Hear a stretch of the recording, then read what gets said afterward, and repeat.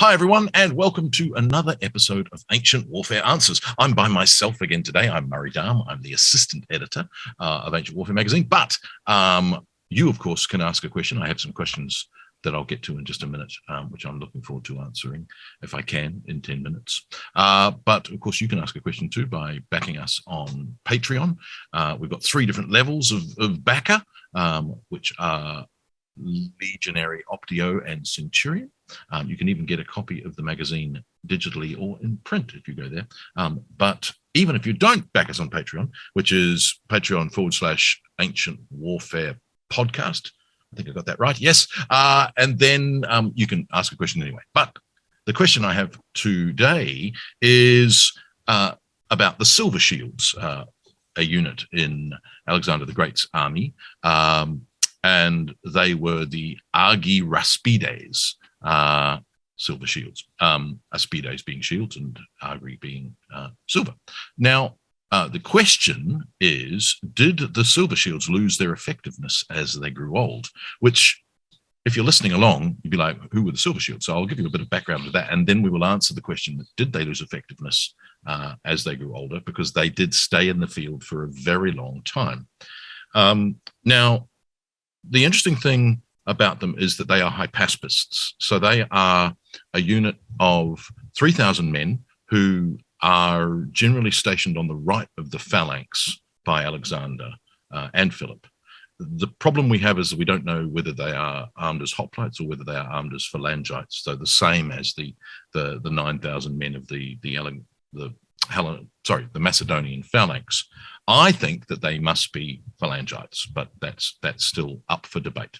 And they are a picked unit, so you qualify by bravery and you get promoted into the hypaspists.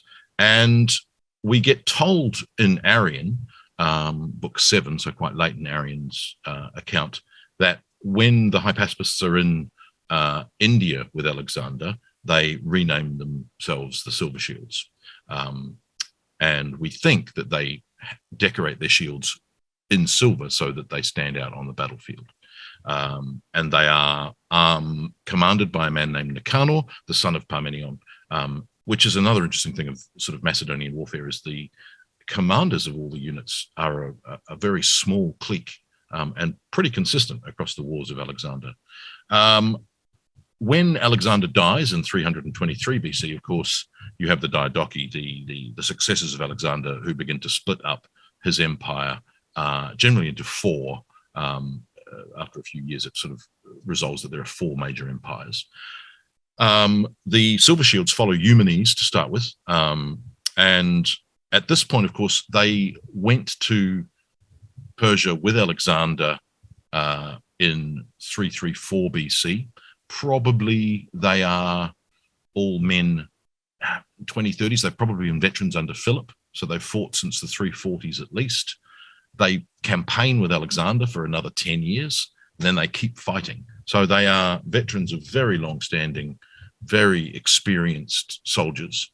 And we get the idea that they're, over 60, still fighting, still strong, which belies the idea today, of course, that the older you get, the less capable you are. Many armies in the ancient world expected their men to serve up to the age of 60. So the idea that you were past it at that age is not necessarily something the ancient world held true. Anyway, they fight for several battles over the next few years. So they're fighting at the Battle of Gabiene in 316 BC, where they sort of change and they join with Antigonus the First. And so they're very much a kind of a commodity that's traded on the battlefield, if you like.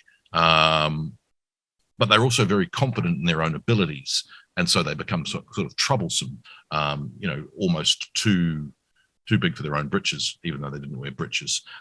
So they essentially cause issues for Antigonus, and they basically are, threatened with mutiny, and they sort of overestimate their own importance. They get sort of sent off to a back end of nowhere to sort of get them out of the way and possibly get them killed off.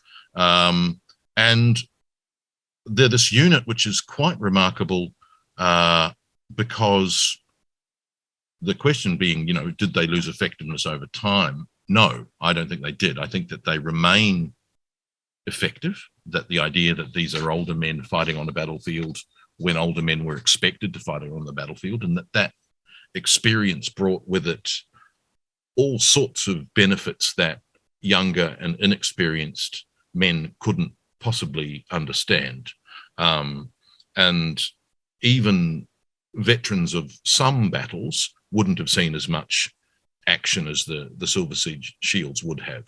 And having one of them in your line to shore up a unit or to shore up a battle line was worth its weight in gold. And it's only after lots of antagonism that Antigonus has had enough, really.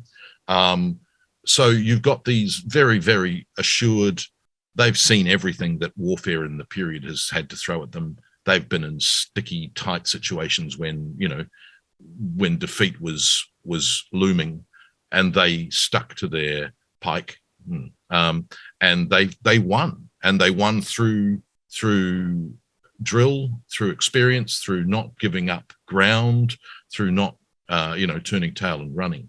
And so that experience of maintaining discipline, maintaining drill, maintaining order, no matter what was going on, is incalculable in a shield wall situation in ancient warfare. If you have a unit that refuses to give ground, it will take so much more of a determined effort by the enemy to defeat them that it might even be considered too hard to go through with. That confidence in your, even a small section of your own troops may in fact shore up the rest of the army who might be on the edge of considering running away. And if they see a section of your army not doing that, that can, change the morale of the battlefield. So for me, I think that the idea that they became less effective isn't necessarily the case. I think that they're possibly hamstrung by their generals wanting to control them and then refusing to be controlled. And I think that's one of the problems of the Macedonian heritage being the conquerors of Alexander, is that they had an understandable pride in their own achievements, and there was an egalitarian society to a greater extent, that they didn't think that they were anyone's inferior. And so, if you've got a unit of self-confident, and justly so, self-confident veterans who think that they are the bee's knees, they're going to cause you issues. So I think that they're very much a remarkable unit for how long they last. I mean, the other thing is some of these generals are lasting till 80 on the battlefield. So don't suddenly, turn up your nose at a 60-year-old on the battlefield. So yeah, I think they don't lose their effectiveness. If anything, they are still as effective at the end, at their demise, as they are when they are, fought over by the successors, because they've continued to be this beacon of Macedonian virtue in the successor battle lines for the next sort of 10 or more years. So I think it's something to sort of think about. If you've got a core of veterans in your army, they're going to be able to do things that younger veterans can't. And in the later Tactica manuals, you have the idea that you have your file leaders, but the second most experienced man, or the experienced soldiers, are the rear file. They're the man to stop the rest of the file from running. So you've got 16 men in a file. The front man is your leader. The rear man is the one to stop the other 14 guys in that file from turning tail. So the Tactica and even the later Roman Legion use the idea that you can have older, experienced veterans who may not be as physically agile as younger men, but they are vital on a battlefield, and they offer things that the younger generation can't bring. Something we should all think about in all facets of life, not just pike phalanx warfare. So thank you. That was Micius Porcius. I'm assuming I've got that name from Patreon. I've got that right. Micius Porcius, maybe. I'm not sure. Micius Porcius. Thank you for that question. And we will see you again on the next episode of Ancient Warfare Answers.